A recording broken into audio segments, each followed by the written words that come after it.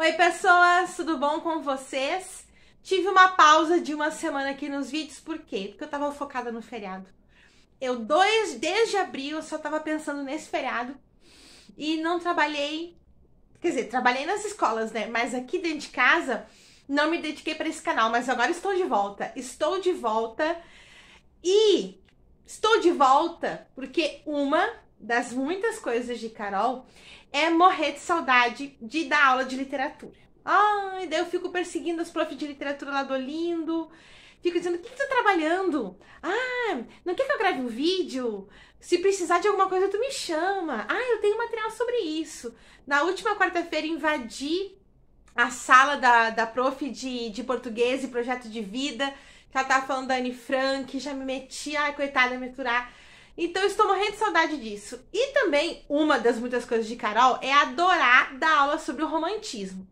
Daí, juntando essas duas coisas, eu parei uma prof de literatura do Olinda e disse assim, você não quer que eu grave um vídeo sobre alguma coisa que tu tá dando aula?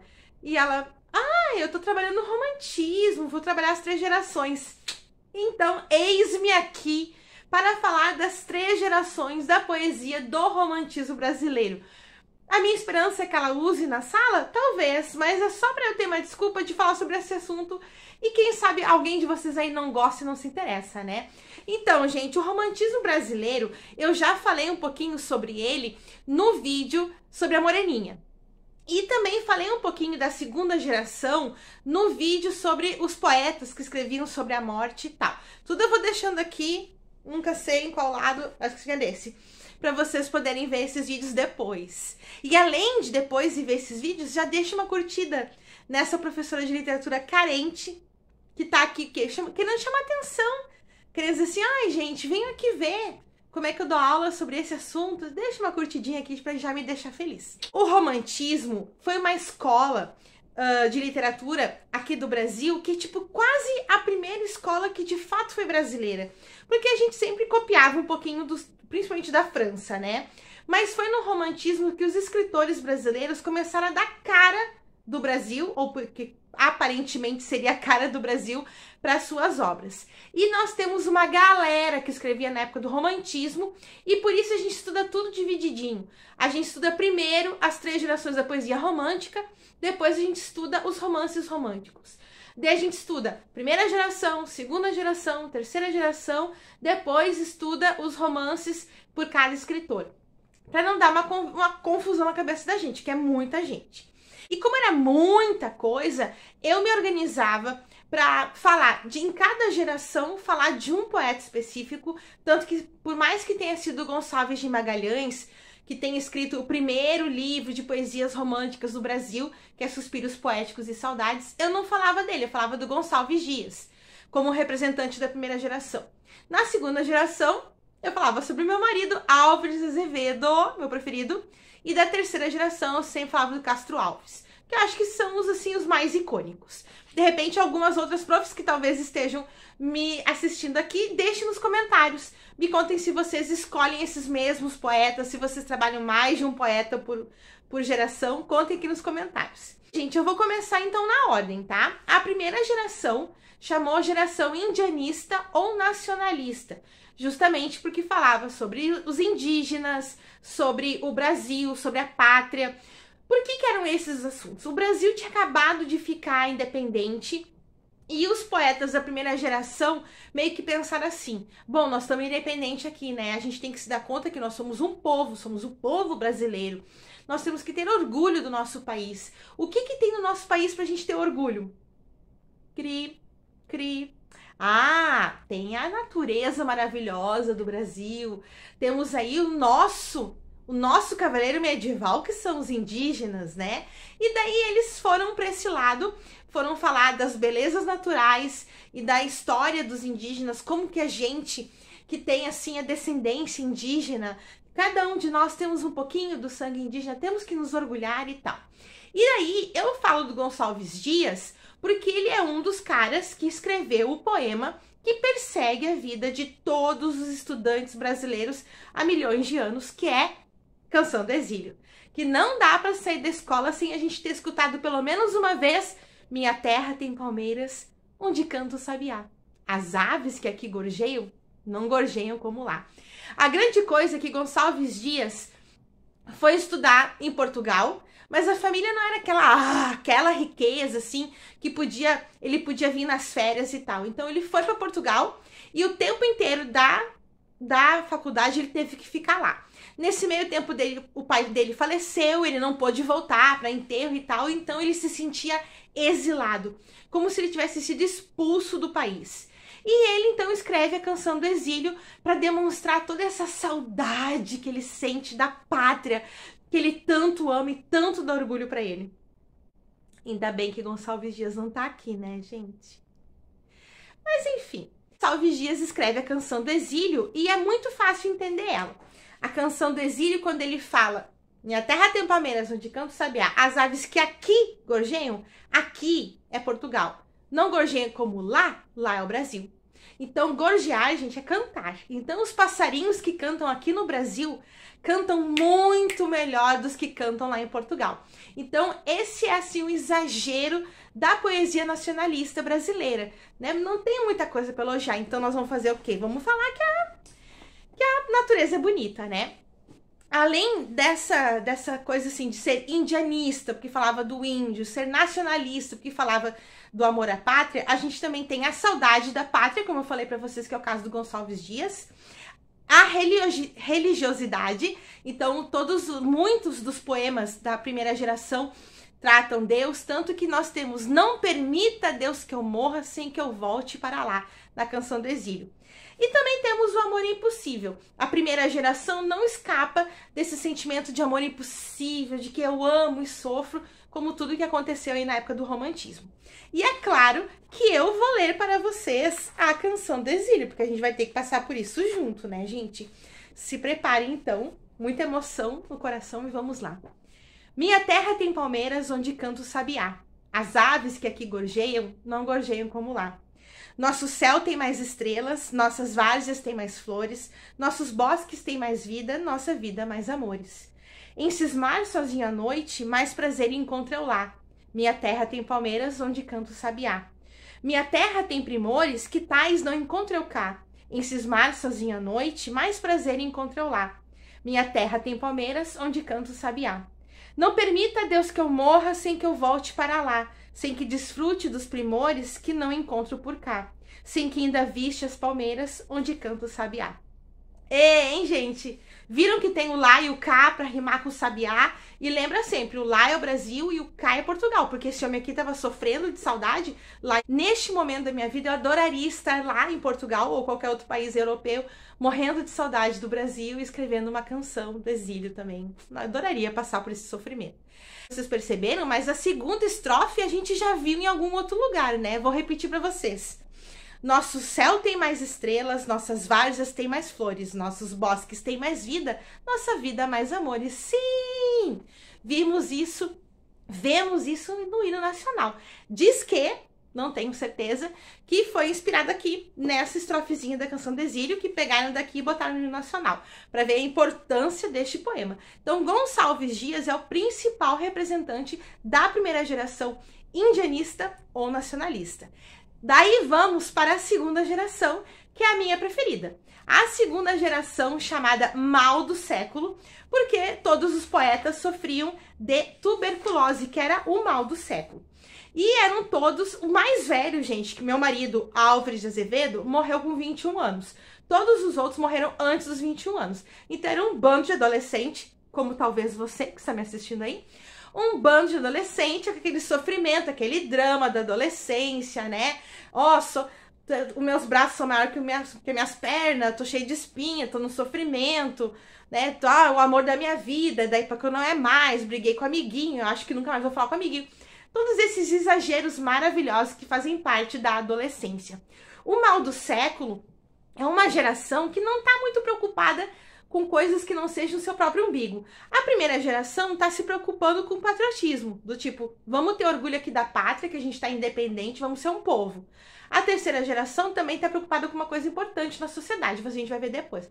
Mas o mal do século está preocupada com eles mesmos. Então a gente tem o seguinte, como temas das poesias do mal do século, a gente tem a dúvida, o tédio, a orgia. Ah, já se interessou, né? Falou em orgia, já que que interessante esse pessoal.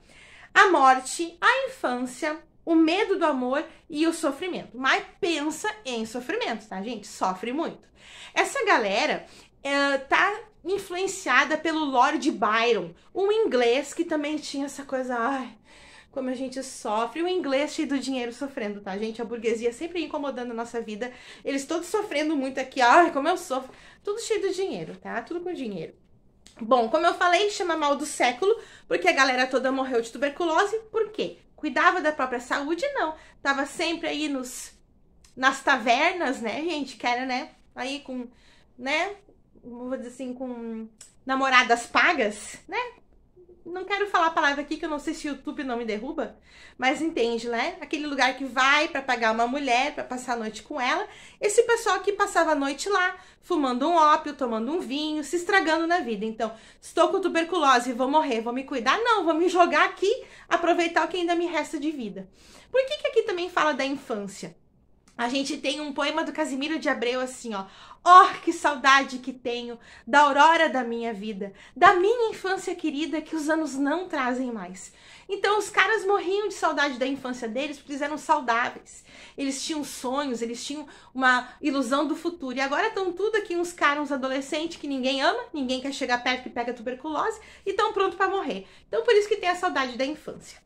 O Álvares Azevedo, que foi um dos caras que eu falei naquele vídeo lá, que fala da morte, ele escreveu horrores de poemas sobre a sua própria doença, sua própria morte e tal. E vou ler um pra vocês. Se eu morresse amanhã, viria ao menos fechar meus olhos minha triste irmã. Minha mãe de saudades morreria se eu morresse amanhã. Quanta glória presinto em meu futuro, que aurora de porvir e que manhã. Eu perdera chorando essas coroas se eu morresse amanhã.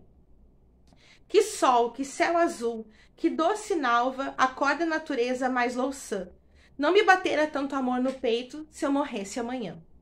Mas essa dor da vida que devora a ânsia de glória, o dolorido afã, a dor no peito emudecer ao menos se eu morresse amanhã. Então assim, né, o único amor que eles conheciam, da irmã e da mãe, né, porque são as duas mulheres que amavam eles de fato. E se eles morressem amanhã, se eu morrer amanhã, se eu morresse amanhã, era o fim do mundo, né? O mundo ia parar, porque eles têm muito esse egocentrismo, né? A galera do mal do século é egocêntrica. Eu tô doente, então tá, é um horror. Todo mundo vai morrer quando eu morrer, porque eu sou muito importante. A gente vai para a terceira geração, chamada de condoreira. Por que que eles são chamados de condoreira? O pássaro condor é o pássaro que faz o ninho na parte mais alta da cordilheira dos Andes, aqui na América Latina. E consegue voar também mais alto. E para esses poetas da terceira geração, isso representava a liberdade. E é justamente esse tema que os poetas da terceira geração escolheram para lutar a liberdade dos escravizados. A gente tinha ainda no Brasil a escravidão, né? E os poetas da terceira geração acharam que, através dos poemas deles, eles conseguiriam lutar de alguma maneira contra a escravidão. A gente tem como principal poeta dessa geração o Castro Alves, justamente, e entre os temas dessa geração nós temos a defesa de causas humanitárias, como o fim da escravidão, a denúncia da escravidão e o amor erótico. Safadinhos! Porque lá na primeira geração, a gente tem um amor impossível, né? Na segunda geração, é um amor também que meio que os caras não conseguem chegar muito perto da mulher, porque eles estão tuberculosos, a mulher também não quer pegar tuberculose, então só são as pagas. Mas aqui na terceira geração, a gente já tem o amor erótico, já estão encostando na mulher, já estão fazendo aí uma safadeza, uma coisa assim. O Castro Alves tem justamente a obra dele bem assim diferenciada entre as poesias, os poemas, não posso dizer nem de protesto, nada, mas os poemas em que ele usa para lutar contra a escravidão e os poemas líricos, que é onde ele fala aí um pouquinho desse amor erótico. O Castro Alves era apaixonado por uma atriz portuguesa. Os dois tinham um caso e ele queria casar com ela, mas ela achava que tava bom do jeito que tava, não queria casar, e ele sofreu muito por causa dela e ele escrevia poemas para ela. Mas eu acho muito importante a gente falar sobre as poesias em que o Castro Alves defendia o fim da escravidão, que ele tentava abrir os olhos das pessoas para aquele absurdo horrendo que era a escravidão. E ele nasceu numa cidade, gente, que eu adoro o nome da cidade dele. Ele nasceu em Curralinho. Eu adoro dizer que Castro Alves nasceu em Curralinho.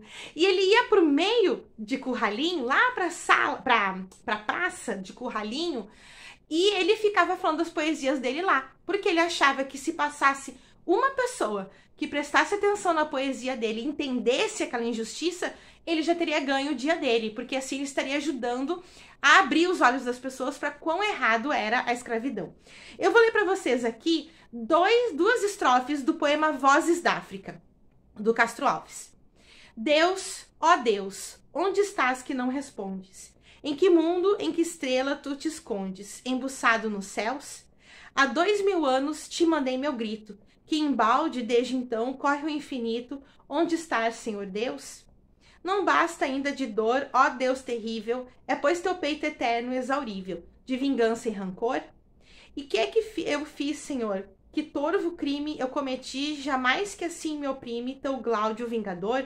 Então, essas são apenas duas estrofes, e ele usa aqui em Vozes da África uma figura de linguagem chamada prosopopeia. É como se ele tivesse transformado todo o continente africano numa pessoa, e essa pessoa está falando, então, nesse caso aqui, com Deus, nessas duas estrofes, né? O que aquela pessoa que representa o continente africano fez para receber todo aquele sofrimento e Deus não intervir por ela?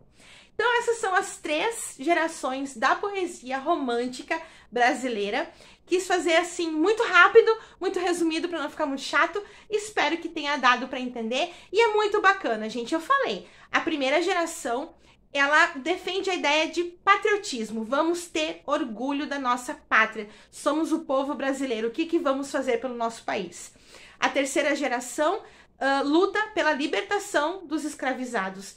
Tenta mostrar para as pessoas o quão errado é existir esse preconceito, existir a escravidão e diferenciar as pessoas como sendo melhores ou piores por causa da cor da pele. Mas a segunda geração mal do século tá aí para viver a vida louca, se estragando, tô doente, vou morrer, sofram junto comigo porque eu sou muito maravilhoso. Um pequeno resumo, então, dessas 3 gerações. Espero que vocês tenham gostado, que tenha despertado interesse, caso alguém não conheça essa galera aqui. Alves Azevedo é o meu favorito, apesar de ser um pentelinho de adolescente que quer chamar atenção. Espero que vocês gostem, que vocês tenham, assim, de repente, uma outra visão sobre esses 3 poetas que eu citei aqui e que vocês procurem outras poesias deles. Deixem aqui nos comentários se vocês se interessam por esse período da história do Brasil, por esse período da literatura brasileira. Me contem, quem é professor e professor de literatura aí, como é que vocês fazem para lidar com o romantismo que é tão imenso, e deixem a curtida aqui para fazer esse vídeo ser notado por mais pessoas, certo? E esse vídeo, então, espero que seja útil para minha colega Juliana, que eu fiz com muito amor para ela. Um beijo para vocês e até mais ler.